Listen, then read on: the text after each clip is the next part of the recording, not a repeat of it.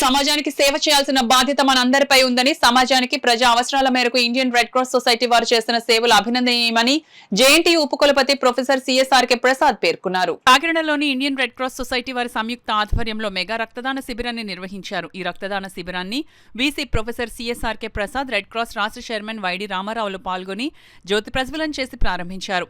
ఈ సందర్భంగా వీసీ మీడియాతో మాట్లాడారు. ఈ కార్యక్రమంలో SSS coordinator doctor G Shyam Kumar, JNTUK teaching, non teaching సిబ్బంది, విద్యార్థులు పాల్గొన్నారు.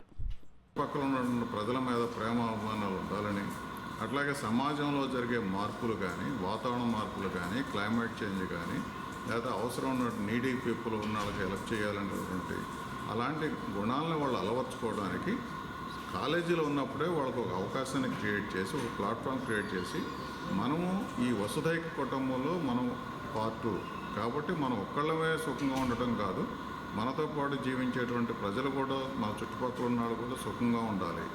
వాళ్ళ సుఖ సంతోషాలతో పాటు వాళ్ళ బాధల్లో కూడా మనం మమేకం కావాలి అనేటువంటి లక్షణాలని స్టూడెంట్స్కి ప్రబోధించాలనే ఉద్దేశంతో పిల్లలకి ఈరోజు ఒక ప్లాట్ఫామ్ క్రియేట్ చేశాం. ఆ ప్లాట్ఫామ్ ఏంటంటే యూత్ రెడ్ క్రాస్.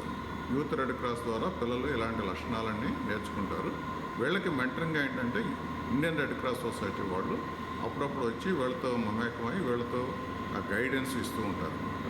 అలాగే as a vice chancellor of JNTU Kakinada మేము ఒక నిర్ణయం తీసుకున్నాము. ఈ యూనివర్సిటీకి అఫిలియేట్ అయినటువంటి అన్ని కాలేజీల్లోనూ యూత్ రెడ్ క్రాస్ వింగ్ను మొదలుపెట్టమని ఆయా కాలేజీ ప్రిన్సిపాల్స్కి ఆదేశించడం జరిగింది.